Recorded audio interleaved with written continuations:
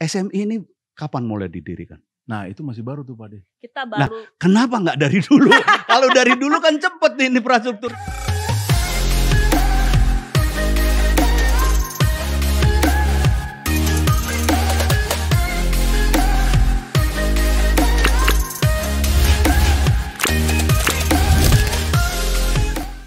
Nah, ini kan tadi Pak Gozi udah Hmm. sedikit nih menceritakan tentang kita nih butuhnya itu pembangunan infrastruktur tuh ada beberapa kebutuhan, salah satunya kayak dana. Nah, sebagai perwakilan dari PT SMI Pak Gozi, bagaimana sebenarnya upaya PT SMI untuk mempercepat tuh pembangunan infrastruktur? Ya, mungkin saya mulai dari sini dulu ya. Kalau orang mungkin tahu nggak SMI itu apa gitu ya. SMI itu kan pertama kali saya mau direkrut di SMI juga saya bingung apa ini SMI, nggak pernah tahu gitu kan. Pertama kali saya masuk di SMI, teman-teman saya pada manggil, oh ketemu dong Gos, katanya udah kerja di SMI gitu kan. Terus pas ketemu dia bilang, Gos saya punya bisnis pasir gitu. Kamu kalau bangun tol tolong dong pasir saya di ini gitu kan. Saya jual harga murah. Emang lo gila gue kontraktor gitu, kontraktor gitu kan. Waduh gila nih. Iya. Kan, itu boleh ke yang iklannya Feni Rose itu ya. Iya, boleh. Aduh, udah jauh lagi ketemunya, udah gitu kan, curcolnya gitu. Nah tapi saya akhirnya berpikir kan, saya pertama lihat terus habis itu ketemu di rootnya juga sangat semangat waktu itu ya. Luar biasa. Dan saya lihat, saya baca tuh, saya suka kalau ada email baru Om Indro, saya suka belajar kan, saya pelajari gitu kan, hal-hal yang baru saya pelajari. Dan saya lihat simpelnya gini, saya lihat visinya PT SMI apa sih gitu kan. Visinya PT SMI ternyata adalah katalis percepatan pembangunan infrastruktur di Indonesia. Gitu kan. Itu visinya. Saya coba tanya tuh ke orang-orang beberapa pada saat itu, apa sih artinya? Nah itu jawabannya beda-beda tuh, karena katalis kan. Katalis apa? Lis aja saya nggak kenal. Siapa itu Lis? Apalagi katanya, saya nggak tahu gitu kan. Apa katalis itu kan? Nah, saya mungkin mau berharap direkrut sama Warkop juga gitu, tapi enggak. Mungkin siapa tahu buat alternatif. Warkop ada Pak rebonding. Rebonding. Warkop rebonding. Ya. Karena saya suka ngelucu tapi nggak lucu. Susahnya itu, makanya saya kerja di SMI. Nah, terus jadi divisi tadi saya coba lihat bagaimana sih katalis percepatan. Lama-lama saya tanya, saya coba mendalami, saya coba menjiwai, saya coba nonton itu research dan lain-lain. Ternyata tuh memang infrastruktur tadi yang Om Indro bilang itu dibutuhkan, ya kan? Dibutuhkan, tapi mungkin sebenarnya kalau misalnya bilang dari dulu kenapa nggak dibuat gitu kan, pertanyaan gitu kan? Kemana aja gitu kan? Kenapa misalnya dari dulu nggak dibuat? Karena mungkin banyak kendala. Saya nggak mau komen lebih lanjut gitu ya, tapi mungkin banyak kendala dari ini kita nggak tahu. Tapi ya udah terjadi. Bagaimana? Jadi sebenarnya adalah visi dari PT SMI adalah bagaimana mempercepat pembangunan infrastruktur. Jadi kalau ditanya PT SMI itu apa? PT SMI itu adalah katalis percepatan dari pembangunan infrastruktur di Indonesia, katalisator. Akhirnya saya lihat di internet kan, bilang katalis itu apa? Oh, katalis ternyata suatu zat untuk ini. Dari saya kimia. Kimia kan? Karena itu yang membuat orang bingung gitu. Karena dulu zaman saya belajar gitu. Iya. Saya nggak mau. Saya makanya IPS. Oh, IPS. Saya sosial. Saya juga IPS. Oh, gitu.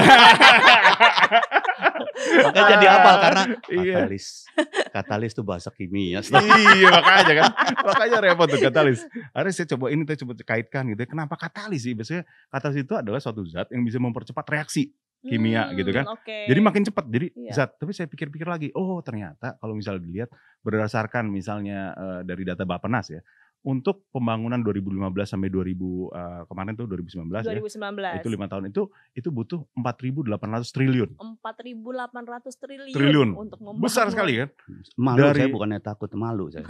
Malu ya? Saya nggak tahu ngitungnya bagaimana. Oh iya, saya juga nggak tahu, saya cuma lihat dari laporan itu. Itu angkanya sebanyak apa ya? Nolnya berapa? Nah, itu nolnya juga banyak kan? Ya kan? Saya makanya badan ini juga makin lama nolnya kayak nol besar badannya. Ya kan? Ya, 010. Iya. Jangan begitu ya. Nah, terus habis itu saya lihat dari 2020 sampai 2024 zamannya second period itu dihitung lagi kan. Butuhnya 6.400. 6.400. Nah, kalau misalnya SMI itu saat ini akhir tahun lalu kita tuh total aset segala macam besaran SMI itu sebesar apa sih? Mungkin kita cuma sekitar 76 triliun, 76 triliun kita size kita ya. Size kita. Gimana caranya kita punya size 76 triliun. Iya, dengan kekuatan 76 triliun 76 triliun kan saya mau biayain semua. Ya, paling seberapa jauh kan nggak mungkin itu juga kan. Artinya bagaimana caranya untuk bisa 76 triliun bisa membuat 6.400 ataupun lebih dari situ, itu menjadi lebih jalan gitu kan.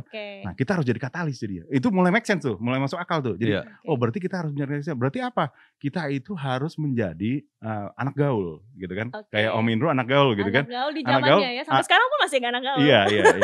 Saya juga mudah-mudahan jadi anak gaul, belum. Nah tapi jadi anak gaul kenapa? Karena kita itu harus memastikan banyak temennya nih. Jadi bagaimana perbankan supaya bisa masuk? Kita lembaga pembiayaan, tapi saingan perbankan nggak boleh. Kita harus ngajak perbankan gitu kan. Terus abis itu yang kedua adalah pasti ada porsi dari ya BUMN kalau membantu gitu. Betul. Tapi pasti harus ada porsi swasta juga gitu kan. Jadi kalau 6.400 ini ada porsinya APBN, pasti, APBD, ya kan? Ada porsinya BUMN, kemudian ada peran swasta ya. Pasti peran swasta juga jadi penting kan. Peran swasta, yuk bantu di sini kan. Mungkin kalau saya pikir dalam kerjasama pemerintah badan usaha tuh. Jadi pemerintah support sebagian, swasta juga support kebagian, tapi nanti dibantu supaya dia bisa untung dalam itu kan. Jadi kira-kira gitu. Nah jadi mulai make sense sih, mulai masuk akal nih. Bahwa berarti kita nggak bisa sendirian, kita harus jadi anak gaul tadi. Anak gaul ya, katalis kan tadi kan. Katalis, saya butuh waktu tahunan tuh, rada bolot juga untuk menemukan katalis. Yang kedua adalah kita tuh bisnis pilarnya ada 3 sebenarnya. Pertama itu adalah pembiayaan dan konsultasi, pembiayaan dan investasi ya kan. Sorry, ngomongnya kecepatan. Nah, jadi pembiayaan investasi pasti karena kan project tol perlu ada pembiayaan kan, dan perlu ada modal juga, support modal. Jadi itu satu. Yang kedua, jasa konsultasi. Yang ketiga, pengembangan proyek. Nah, kalau dipikir-pikir kan, kalau pembiayaan apa? Berarti buat orang yang proyeknya udah jadi, ya kan? Udah jadi, itu kita kasih pembiayaan di situ supaya dan ngajak bank-bank lain untuk bisa kasih pembiayaan di situ gitu kan. Supaya proyeknya bisa jalan. Nah, modal adalah buat si pengembang tadi kurang modal, kita bisa juga sebagai pemegang saham di situ, penyertaan modal gitu kan. Nah, jadi itu fungsinya. Nah, kenapa jadi katalis kan? Saya bingungnya kan awalnya juga kalau gitu kan sama aja kamu kayak bank dong. Bank kasih pembiayaan, pinjaman kamu juga kasih pembiayaan kan. Nah, saya baru menyadari bahwa kita itu di organisasi ini dituntut inovasi yang produk yang sangat tinggi. Karena gini, yaitu panjang ceritanya. tapi intinya gini. Kalau misalnya kita mau membuat sesuatu pembiayaan infrastruktur yang pasti kan sekarang berarti kurang pembiayaan, belum mau masuk kan? Betul. Ya kan? Berarti kita pasti tidak boleh melakukan sesuatu yang perbankan sudah lakukan. Berarti nggak boleh overlapping sama kerjanya bank ya? Karena kalau perbankan maksudnya gini, kalau perbankan sudah bisa menyelesaikan masalah pembiayaan, ya berarti infrastruktur nggak ada masalah keuangan lagi kan? Tapi kita harus cari tahu tuh kenapa bank itu tidak mau langsung ke infrastruktur. Mungkin kalau dirasa resiko terlalu tinggi. Nah, jadi kita perlu untuk kasih inovasi-inovasi dalam produk pembiayaan kita supaya misalnya bank itu bisa kolaborasi sama kita sehingga bank itu mau masuk. Friends with benefit. Gitu ya kan? Teman-teman itu. Jadi misalnya contohnya apa? Kalau misalnya kita mau sindikasinya kurang untuk pembiayaan, udah kita ikut deh gitu. Satu ya. Yang kedua, misalnya bank itu biasanya punya masalah untuk tenor yang jangka panjang, pembiayaan jangka panjang gitu kan. Bank itu suka takut-takut. Ya udah deh, gini misalnya saya punya inovasi produk misalnya namanya take out financing gitu. Anda biayai misalnya sampai tahun ke-10 gitu ya. Tahun 10 nanti saya pasti yang jadi biayain seterusnya. Jadi bank kan tenang kan gitu kan. Itu kan seperti karena dia nggak punya tenor yang panjang. Aman. Dan yang menarik kemarin tuh misalnya jalan tol tadi kan Om Indro jalan tol ngomong Trans Jawa ya Om Indro. Trans Jawa itu proyeknya rada menarik kenapa? Karena mungkin rada tenang orang-orang untuk biayai di situ, banyak bank udah biayai di situ. Kenapa? Karena banyak yang lewat kan.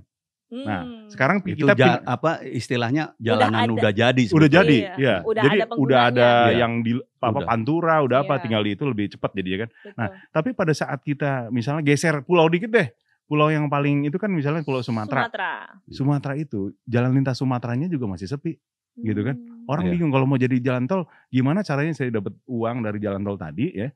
Kalau misalnya yang biasa aja sepi gitu kan. Dan saya pasti kan yang bayar kan sedikit. Dan gimana orang bank percaya, pasti bisa dibiayain nih, bisa dibalikin uang saya nih. Kan bank takut kan. Akhirnya kita waktu itu juga berpikir, kita oke deh. Jadi peranan SME adalah gimana? Kalau misalnya biasanya kalau di project modal 30% gitu misalnya. Dari pembiayaan 70% di Trans Jawa gitu ya. Berarti pembiayaan lebih banyak. Kalau karena ini projectnya lebih itu, dibalik deh. Modalnya yang dari pemerintah misalnya 50-70%, dari yang lebih kecil dari bank lebih sedikit gitu 30%. Jadi banknya lebih berarti dari yang income yang itu bisa match nih Hitungannya saya. masuk lah, Nah, hitungannya masuk. nih. Nah, ini anak ekonomi kelihatan Iya. nih. Cuan nih. Cuannya oke. Cuannya Cuan ada oke. deh. Ada deh. Untung Nah, TV. Iya. Tapi si perbankan ini juga sangat prudent banget kan gitu. Iya. Saya itu, tapi kalau misalnya nanti ternyata nggak sebanyak itu gitu yang lewat situ. Wah, dia nggak bisa bayar. Wah, saya jadi nggak bisa kebayar dong uangnya gimana. Oh, udah deh, tenang, kita bantu waktu itu. Kita kan ininya Kementerian Keuangan kan. Jadi sama Kementerian Keuangan kita juga bilang, bisa nggak kita usahakan untuk memberikan penjaminan gitu. Jadi, Bang, tenang. Kalau misalnya ada apa-apa, udah dijamin negara udah dijamin sama negara nih. Nanti negara udah bisa jamin tuh gitu kan. Jadi kalau perbankan makin tenang kan jadinya kan. Akhirnya bilang, udah deh, perbankan masuk, udah ada jaminan nih. Oke. Belum mau juga, Om. Iya. Belum mau. Dia bilang, lah kenapa, kan udah di bawah 70-30 penjaminan, apalagi udah yang ditakut. Modalnya negara lebih besar nih, Iya, udah ada jaminan udah negara. ada jaminan. Pada saat itu belum mau juga. Kenapa nggak mau juga nggak mau nih juga, masuk kan? ke proyek ini? Kita Kenapa, putar Pak? kepala kan, bingung juga gimana cara putar Putar kepala. kepala gitu. ini Garuk dong. kepala, sorry, garuk kepala ya. Garuk kepala. Garuk kepala bingung ya. Terus Iya. kita putar otak gitu. Saya juga bingung gimana cara memutar otak pada cara harfiah. Tapi kita putar otak akhirnya kita pikir, oh kenapa sih masalahnya? Dia bilang, ya kan kalau misalnya saya nanti harus eksekusi jaminan kan saya dibayar nanti. Tapi uang saya udah ketahan nih, nggak bisa dibayar, kan bermasalah jadi kan. Udah mendem ya. NPL belum ya. Jadi nggak mau. Kenapa sih itu? Karena saya takut ada cash deficiency nih setiap tahunnya pasti. Kalau yang bagus oke gitu. Tapi kalau misalnya seret, nah kan nanti Nggak siapa yang kebayar. nalangin itu? Nah, kita buat produk itu tuh, Yan. Jadi Salah satunya. kita buat produk, inovasi produk. Oh, namanya cash deficiency support. Udah gitu, tenang deh perbankan. Jadi sebetulnya silakan. Jadi sebetulnya SME ini juga menciptakan sistem ya. Iya, membangun ekosistem Iya, ya. membangun ekosistem. Membangun ekosistem. Betul. Untuk itu itu mungkin yang dimaksudkan dan sebagai katalis. Iya, betul. Karena saya makin memahami itu. Sehingga Hasil nyaman katalis. dan mau. Saya ngomongnya kepanjangan sampai harus simpulkan sama Om Indro. Wah, ngomongnya harus gini gitu kan. Ini kan beda saya biasa gitu. Rakyat biasa. Saya berusaha memahami kayak gitu. Iya, benar. Makanya saya takut salah kan. Betul. Makanya saya bilang, ya itu mungkin yang disebut katalis. Sisi orang cerdas begitu, selalu merendah. Iya. Terima kasih loh ya. Orang cerdas yang dibilang salah. Orang cerdas selalu begitu, Pak, merendah. Oh, maksudnya Om Indro yang dibilang cerdas, bukan saya. Oh, saya pikir saya. Enggak, kalau ini beneran takut salah. Oh, takut salah ya. Bener, kalau yang ini bener takut salah, makanya nanya. Tapi kayak lagi itu karena udah kayak gitu, jadi bank mau masuk tuh Om. Nah, jadi artinya karena inovasi produk kita yang itu bank nggak punya inovasi produk itu kan, pembiayaan itu. Masuk, bank mau masuk, jadi bisalah terbiayain itu. Sehingga rasa nyaman sudah tercipta, barulah masuk. Betul. Nah, jadi fungsi katalis dari pembiayaan dan investasi itu adalah seperti itu. Jadi jelas, kebayang saya jelas waktu itu, makin menjiwai nih, makin semangat nih. Nah, terus kenapa ada jasa konsultasi sama ada pengembangan proyek kan? Nah, itu ternyata gini kan, tadi kalau misalnya proyek yang udah jadi, dia perbankan udah bisa masuk ya. Pilar pertama pembiayaan investasi udah clear nih. Nah, kemudian kita punya yang penyiapan proyek sama jasa konsultasi. Nah, itu gimana? Ternyata proyek-proyek yang udah ready, yang visible ya. Kan pertama proyek itu harus visible. Tadi istilahnya Om Indro apa? Oh, ekonominya masuk nih gitu ya. Hitungannya masuk nih. Visible kan. Cuan ini dia nih. Ini kelihatan pedagang. Jadi cuan punya ya. Cuan punya. Lalu tanya aja deh sebelah deh, itu ada nggak? Nah, cuannya masuk udah kan. Cuannya masuk. Berarti visible kan.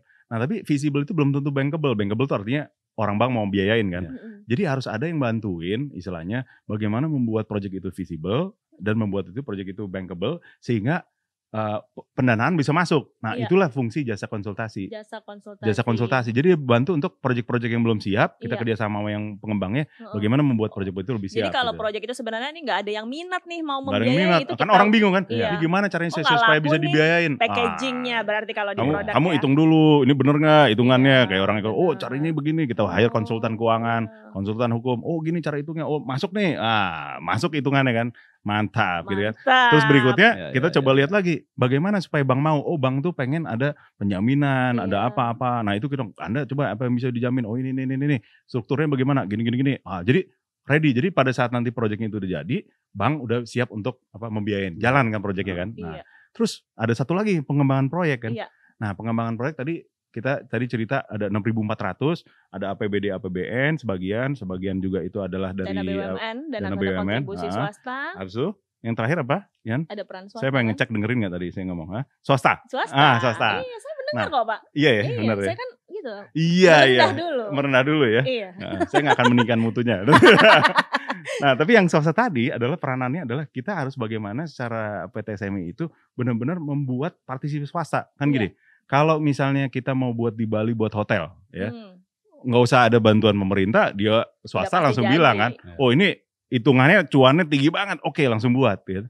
Tapi kalau infrastruktur itu kan mungkin ada untungnya, tapi mungkin kalau itu costnya terlalu besar, jadi nggak bisa lebih gampang itu kan. Nah harus ketemu tuh, nanti pemerintah harus bantu dong setengah, kalau nggak gitu. Misalnya apalagi daerah-daerah yang tertinggal, karena terdalam. Karena keuntungan untuk infrastruktur bukan selalu dalam bentuk jumlah. Betul, benar.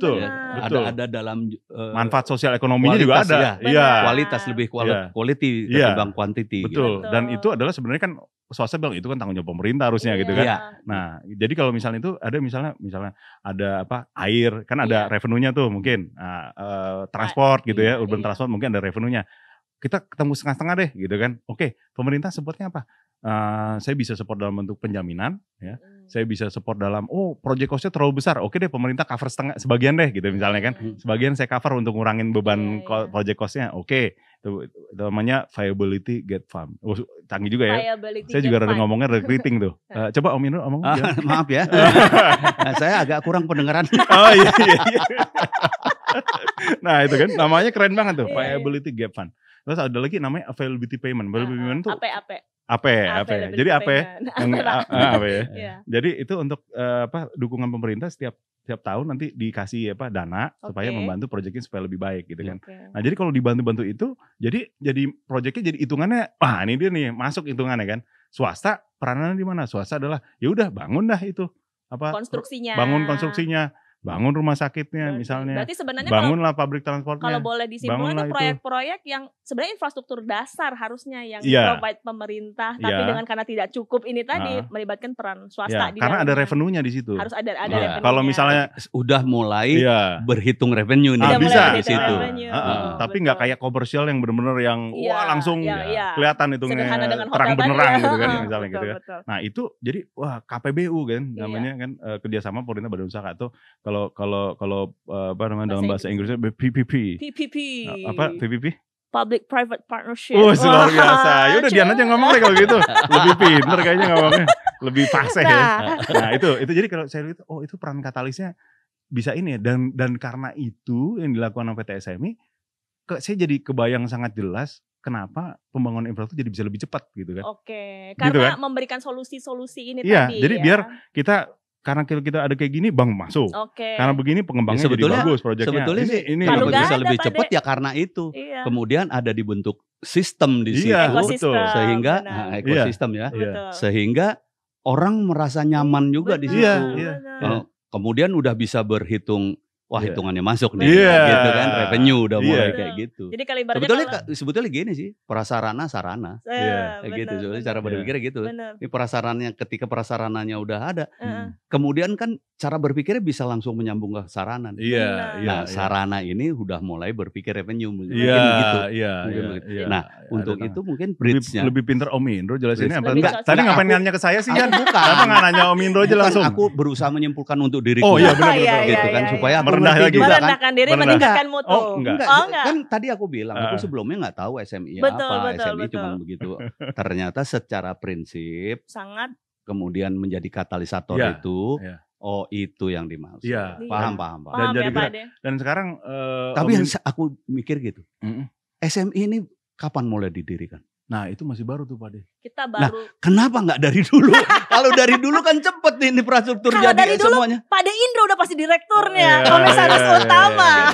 Jadi karena dari dulu Pak De Indro. Jadi aku balik sekarang pertanyaan yang diajukan ke aku sekarang balik. Kenapa nggak dari dulu SMI ada gitu kan? Makanya kan.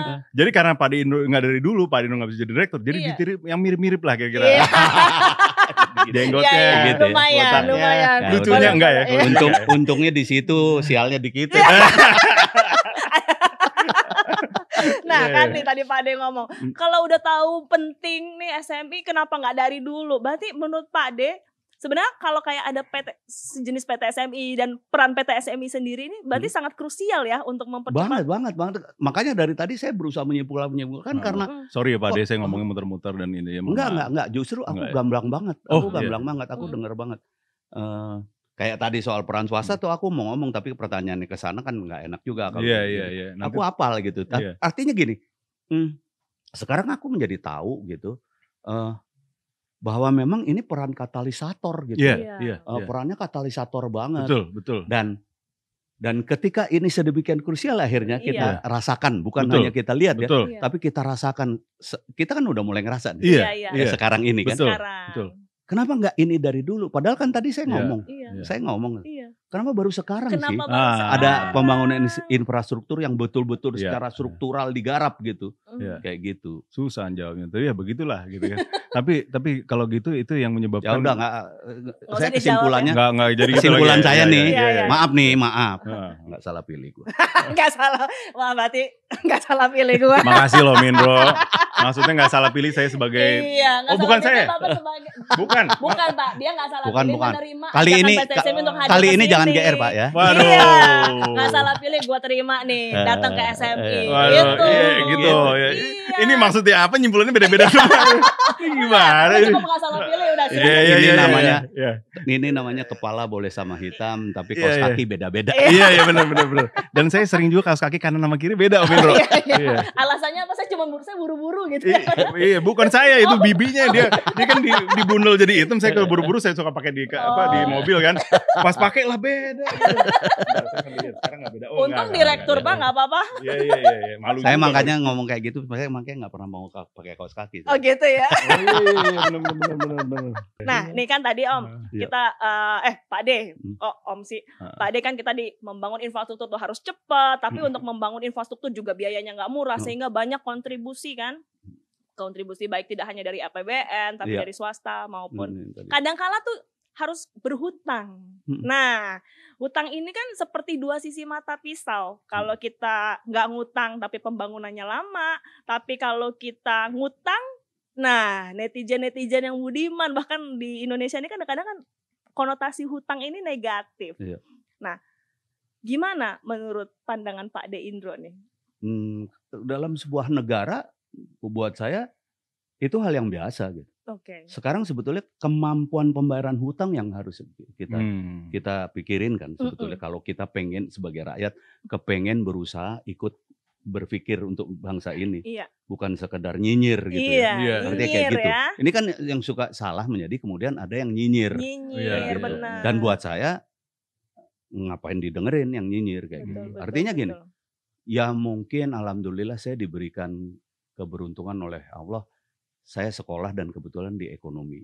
Sehingga berpikir hutang-hutang itu dalam sebuah peristiwa ekonomi amat sangat biasa. Sangat biasa. Apalagi ini bukan sesuatu hutang, yang tabu ya. Iya, ini yang pembiayaan yang lebih besar. Dan kepentingannya bukan kepentingan bisnis kan. Gitu ya. Jadi buat saya sah-sah aja. Gak usah kayak gitu, Amerika emang gak punya hutang. Punya kok mereka. Jepang itu lebih besar hutangnya daripada kita ya.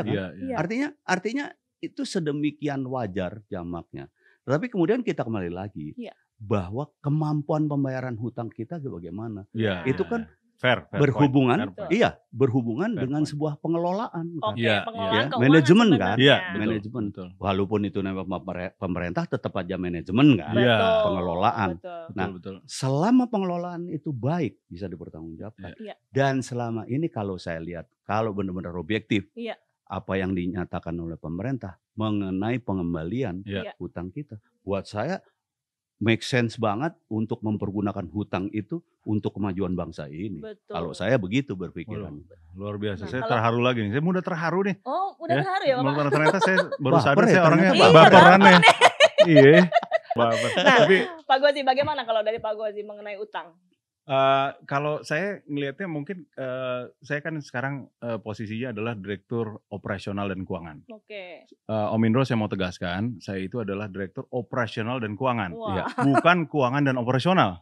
Karena kalau beda itu. Perbedaannya. Ya. Ini buat bahan saya soalnya ini. Oh udah. Ini udah mau nyela nih kayak gini. Udah mau nyela. Bedanya. Saya kasih tahu bedanya ya. Karena kalau Direktur Operasional dan Keuangan disingkat adalah Direktur Oke lah ya. Kan? Kalau Direktur Keuangan dan Operasional disingkat Direktur KO. Waduh, belum kerja aja udah KO. Jadi penting itu buat saya. Itu, apa posisi itu dia nggak mau disebut KO. Iya. Itu in prinsip. Prinsip nggak boleh. Siap. Di sini saya perkenalkan adalah Pak Gosi sebagai direktur KO. Akan nggak enak. Iya betul. Kan nggak enak kan? Saya nggak akan manggung kan. Nah, jadi itu. Nah, kalau saya ngeliat itu, saya lihat konteks adalah saya di sini kan banyak ngelakuin laporan keuangan kan. Ada istilah mungkin saya mau ini intermezzo sedikit bahwa utang itu juga dilihat sebagai leverage kan. Leverage itu adalah pengungkit gitu ya. Jadi pengungkit. Jadi artinya kalau dengan hutang itu modal, kita ada modal, ada utang, dengan utang itu kita jadi mempunyai kemampuan untuk melakukan lebih banyak. Nah, tapi saya juga mau ngangkat ini memang sebenarnya saya bilang mungkin Om Indro ini bukan pelawak tapi mungkin ahli ekonom ya. Ahli ekonom dalam jalur komedi. Dalam jalur komedi dengan lucu gitu kan. Iya, saya juga bisa ini sebenarnya bisa jadi advisor direktur kita loh, Oka Pak. yang lucu tapi belum kesampaian tuh. Saya masih. Nah, tapi kalau dari ilmu itu saya bisa lihat bahwa tadi saya mau ngomong apa ya? Tadi mau ngomong saya ngelawak jadi lupa poinnya apa. Oh, saya jadi utang itu penting, tapi bagaimana mengelola supaya bisa bayar itu juga equally important. Kemampuan bayar ya Pak. Kemampuan bayar. Nah, itu kalau saya terjemahkan itu memang itu jadi sangat penting karena kita juga kalau lihat dari pemerintah Kementerian Keuangan tuh dan kita sekarang paham karena kita banyak bergaul dengan Kementerian Keuangan ya Om Indro.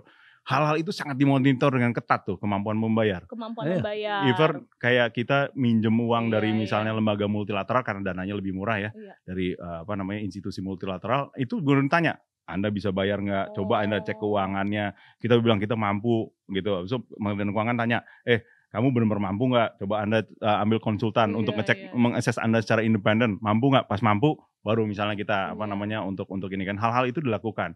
Untuk benar-benar memastikan dan kita juga ngerasa waktu pertama kali saya masuk di PT SMI kan saya sebagai manajemen resiko ya, manajemen resiko.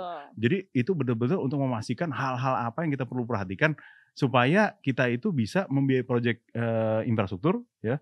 Tapi itu kan resikonya tinggi gitu ya karena baru dibangun banyak misalnya lahan banyak yang proyek itu tapi harus bisa jalan gitu kan tapi nggak boleh bunuh diri gitu kan jadi kalau saya menganalogikan mungkin ya saya bahasanya nggak boleh bunuh diri dalam artian maksudnya gini pokoknya resikonya itu tinggi kita langsung kasih aja pembiayaan sembarangan proyeknya lama-lama nggak jadi mangkrak dan lain-lain kan terbengkalai itu kan masalah jadi kan jadi itu benar jadi kalau saya mau analogikan misalnya kayak kita lihat misalnya daerah di Jakarta yang paling bahaya berisiko daerah mana Om Indro?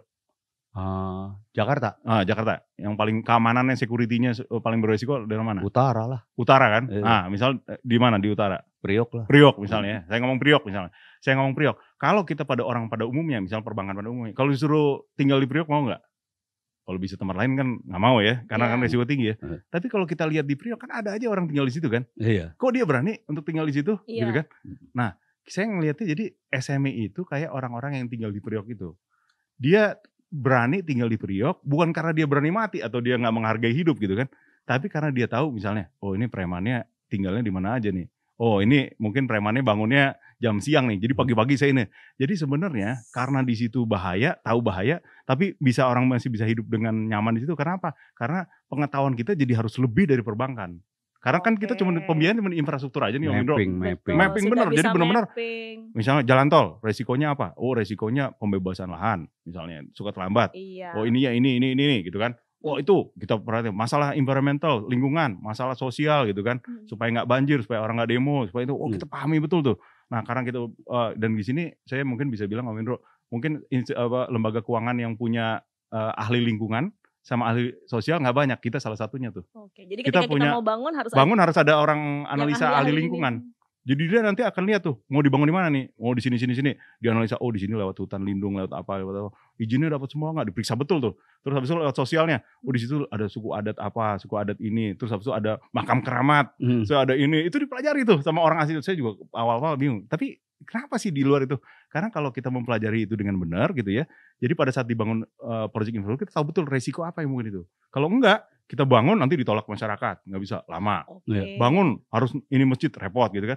Nah hal-hal ini jadi kita bangun cara kuat supaya apa? Kita bisa ke sana. Nah kalau kita udah misalnya udah mengetahui luar dalamnya supaya bisa aman gitu ya. Nah orang Tanjung Priok misalnya, enak loh tinggal di Priuk, tenang aja masalahnya gini. Premannya gitu. Premannya itu cuman si Ujang gitu kan. Saya kenal Pak Haji gitu kan. Wah udah itu pasti lewat gitu misalnya gitu. Betul. Nah itu jadi orang bisa datang. Oh ya di sana buat kuliner buat apa. Nah gitu. Jadi menyimpulkan lagi sebagai rakyat menyimpulkan. Ini kemudian menjadi key point untuk memberikan kenyamanan buat semua komponen produksinya infrastruktur nih. Betul. Gitu kan akhirnya. Iya. Ya kan? Betul. Bagaimana bank juga merasa nyaman, oke, gua aman. Bagaimana swasta juga oke, ini udah diperhitungin bener.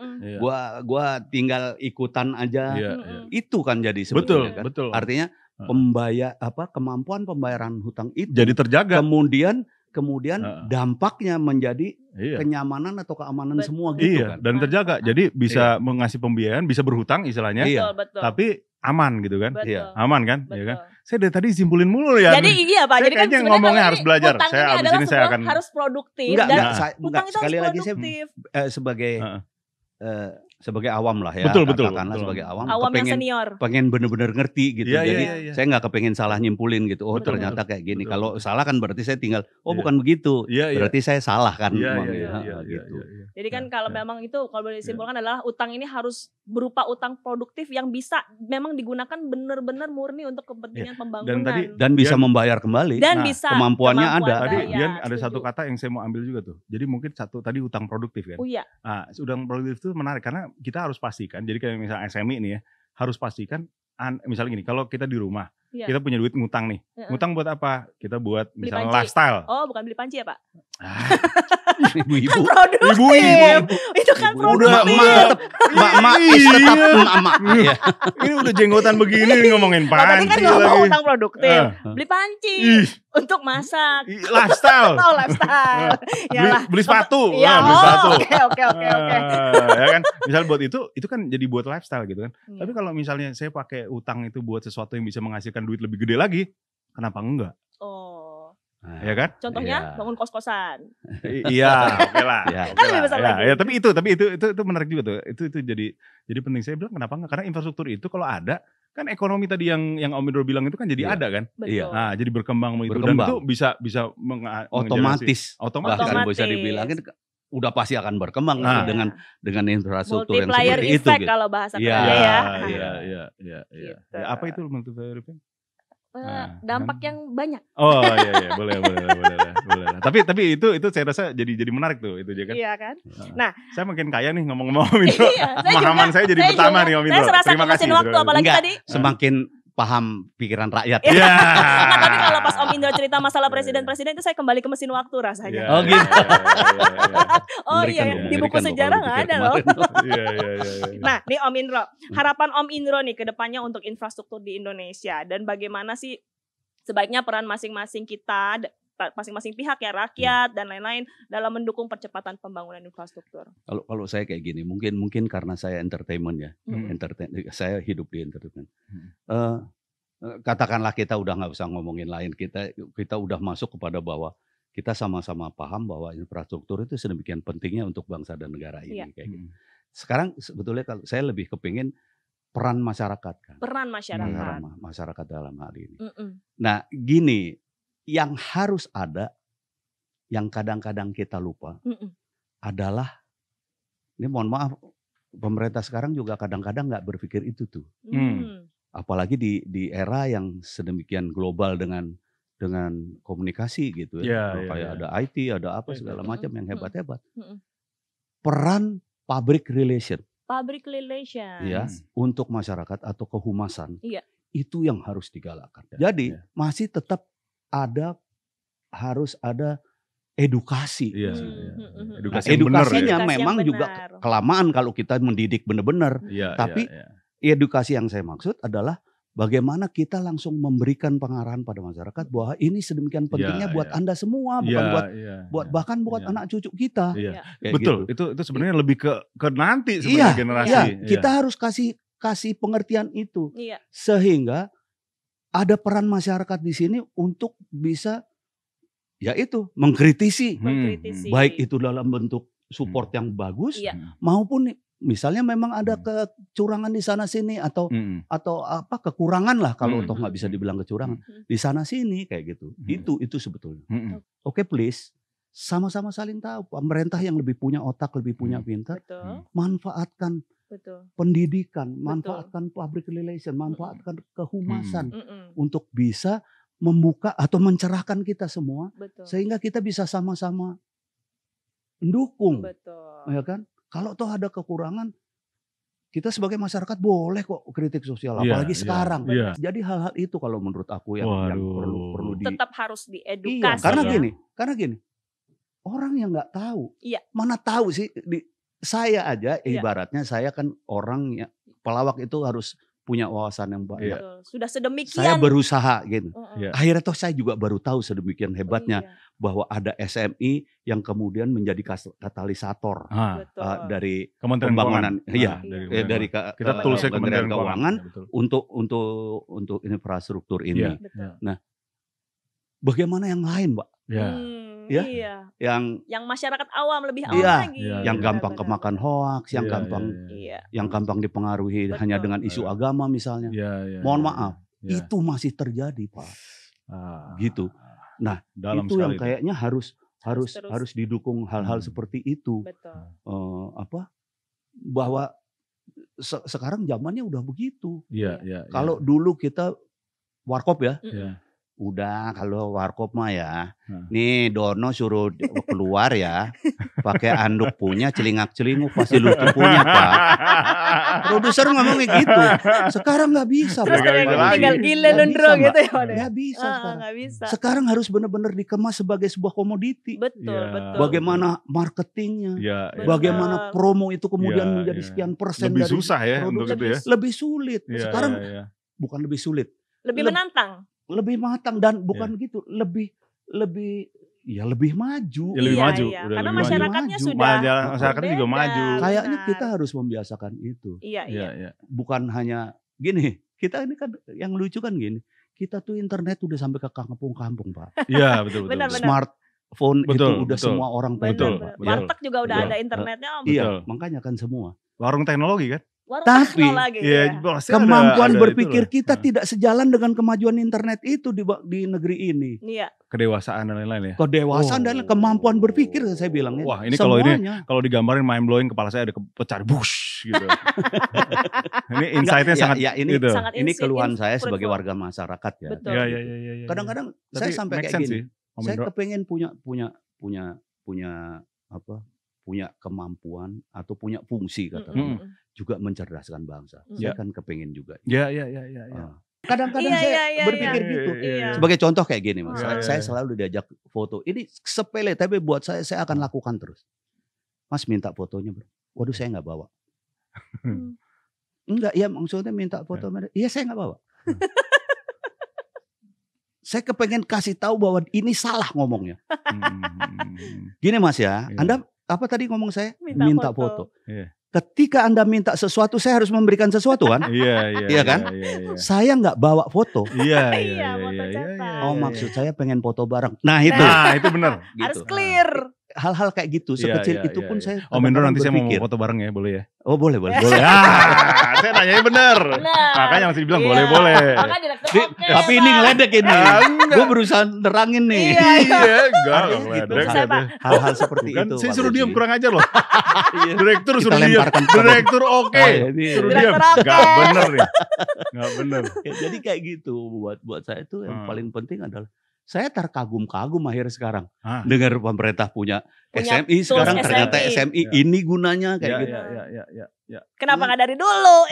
Bukan hanya kenapa nggak dari dulu? Kenapa nggak semua orang tahu? Kenapa belum semua orang tahu? Tapi ya penting tuh, itu penting tuh. Itu penting. Juga tugasnya SMI nih Pak Gozi. Betul. Jadi fungsi pendidikan untuk masyarakat dalam hal ini kehumasan, saya pikir perlu banget dalam bidang apapun. Dan SMI itu kan artinya semua mengetahui infrastruktur ya. Wah, mantap. Baru kepikiran. Bukan Saya bukan SMI itu. Nggak kepikiran dari tadi loh. Semua milik Indro.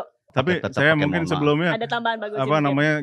Saya sangat terharu lagi. Terharu ya, Bapak. Jangan Bapak lelaki baper. Nanti terlalu baper, jenggotan kok terharu banyak terus kan. Iya, tampang preman. Saya sangat mengapresiasi dari apa yang dibilang oleh Om Indro ini.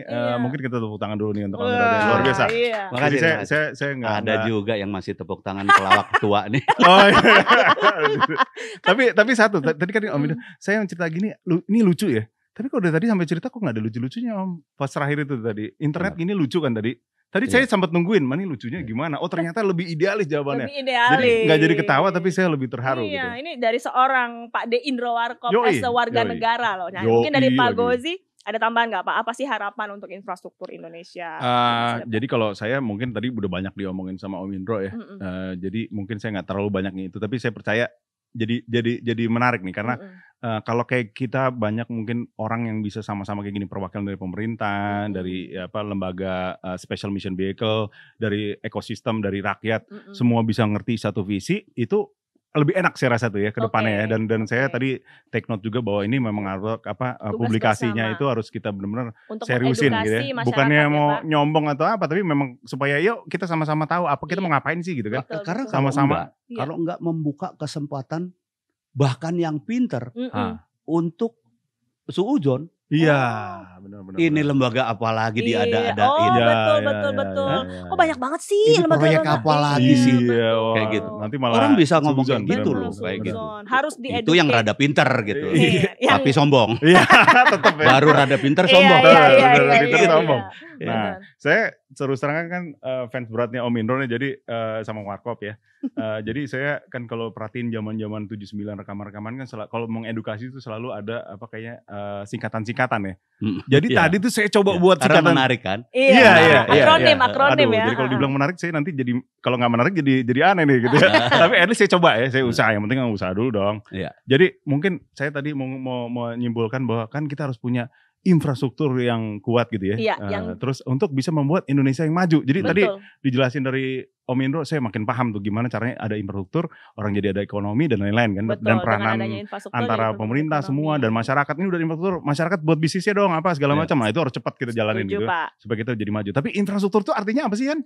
Infrastruktur mungkin kayaknya Bapak udah siap deh. Ya kan salah, harusnya Dian yang mancing dong. Seharusnya saya mancing ya. Kenapa saya jadi yang mancing? Gitu ya. Dian mancing. Oke, saya ulang lagi. Infrastruktur artinya apa sih Pak? Nah, itu pertanyaan yang saya tunggu-tunggu. Oke. Jadi kalau infrastruktur itu kita bisa potong-potong ya. Iya. Singkatan pertamanya adalah Indro itu.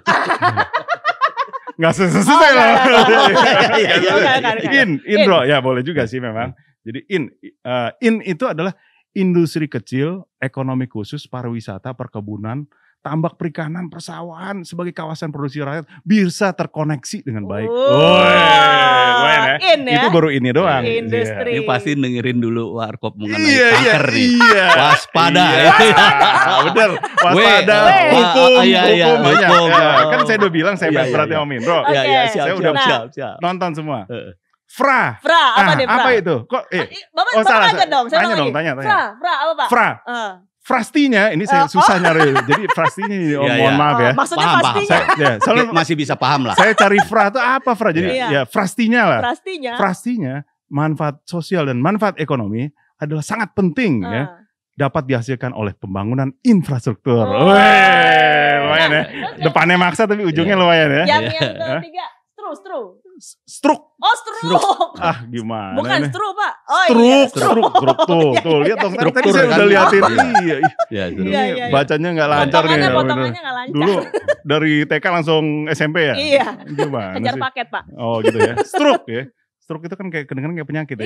Iya kan. Struk, masalah stunting, kesehatan ibu hamil, balita dan anak usia sekolah bisa ditingkatkan kalau pembangunan infrastrukturnya bisa baik. Terakhir. Cakep ya. Terakhir. Tur. Ini kaitannya sama gue hampir tahu nih. Ya, tur ya terus. Turlah yang banyak. Betul kan? Turlah yang banyak bagi seluruh rakyat Indonesia yang berbahagia ya. Kembangkanlah bisnis dan usaha ya untuk meningkatkan perekonomian ya. Manfaatkan fasilitas infrastruktur dasar yang telah disediakan pemerintah. Luar biasa. Infrastruktur. Tepuk tangan boleh loh. Tepuk boleh tangan, lah. Itu tadi Om Indro terus yang tepuk tanganin loh, boleh loh. Iya, Ya. biar Pak Gozi senang tepuk tangan. Iya, jangan begitu dong. Karena memang lumayan gini ya. Ini yang kita kehilangan Pak Iya. Gozi ya mungkin ya. Iya. Dian Pak deh. Saya dipanggil enggak artinya Pak, tua banget loh. Kita kemudian kehilangan keharmonisan eksekutif, legislatif, benar. yudikatif dengan masyarakat. Betul. Kita Sinergi kehilangan ini. itu. Kita Iya. seolah-olah berpikir dia sendiri, kita sendiri. Benar. Iya. Dunia Kita masing-masing seolah-olah ya. kadang-kadang kita memilih, lo udah gue perintah, lo jalanin dong. Iya.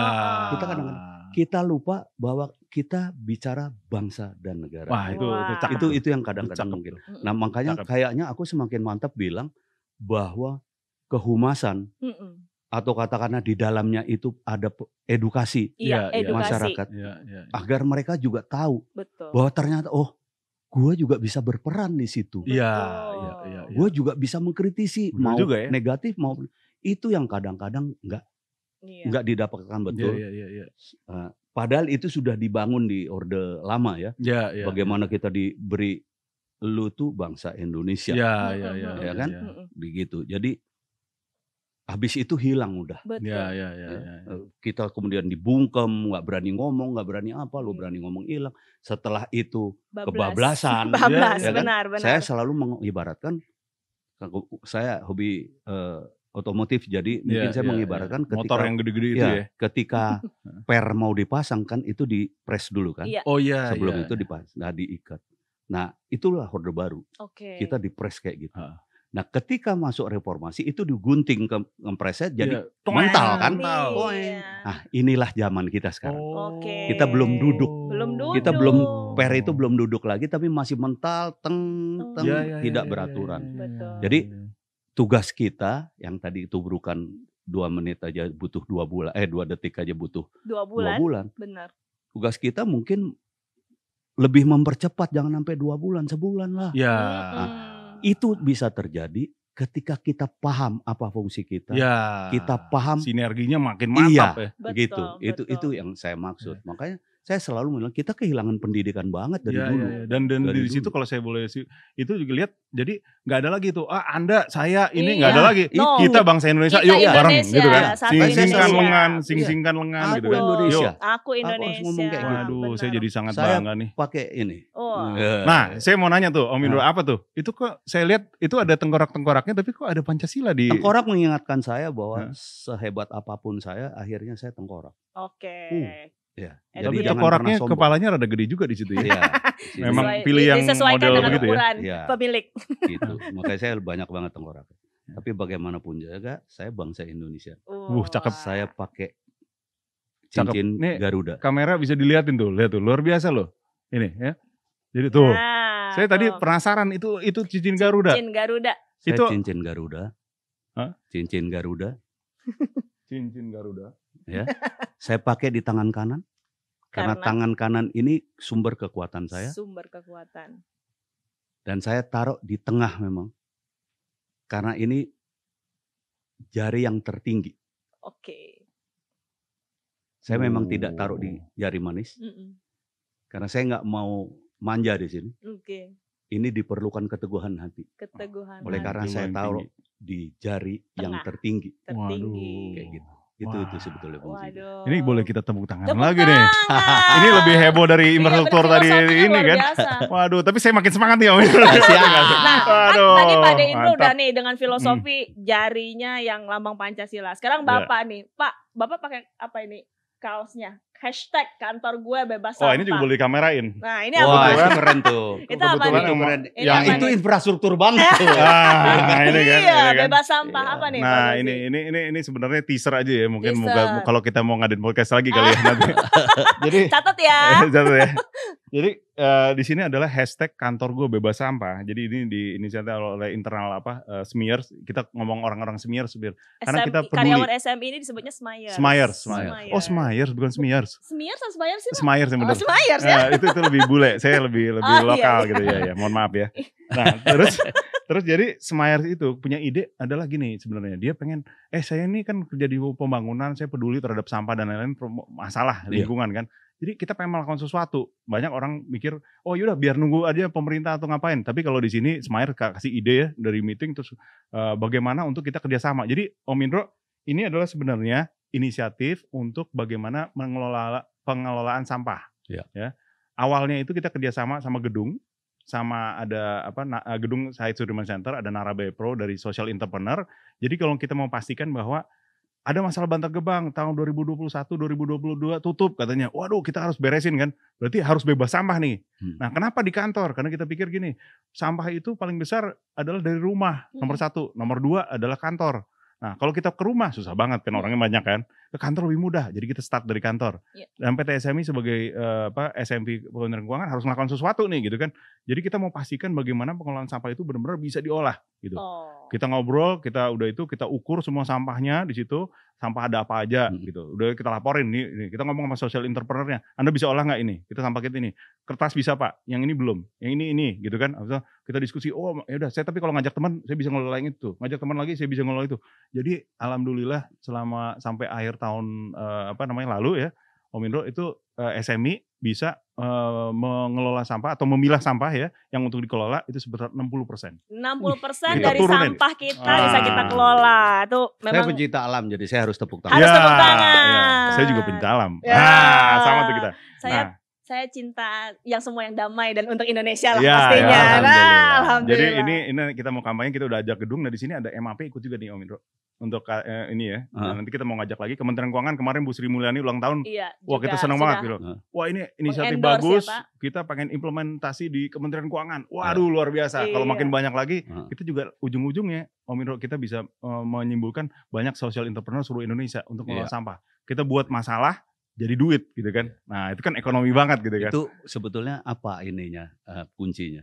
Apa tuh Om Indro? Edukasi. Edukasi. Waduh. Kembali lagi. Jadi edukasi punya apapun, kayak gini betul. Jangan dipakai sendiri. Kasih tahu dong. Kasih tahu dong semua orang supaya kita bisa ikut. Iya benar. Biar gerakan kecil tapi bisa berdampak besar. Luar biasa. Oke, ini sangat menarik sekali perbincangan kita pada sore hari ini, tapi kita harus sudah end of discussion. Gitu ya? Pak Gozi, Pak De Indro, terima kasih sekali. Nggak terasa ya? Tidak terasa 1 jam kita sudah 1 jam setengah ya kalau nggak salah kita udah berdiskusi. Nah, sahabat Infra, demikian perbincangan kita sore hari ini. Terima kasih Pak De Indro sudah berkesempatan hadir. Pak Gozi juga terima kasih Pak Gozi. Terima kasih. Akhir kata saya kasih, pamit. Baik Pak, saya pamit undur diri. Sampai jumpa di edisi podcast selanjutnya. Tetap semangat membangun Indonesia.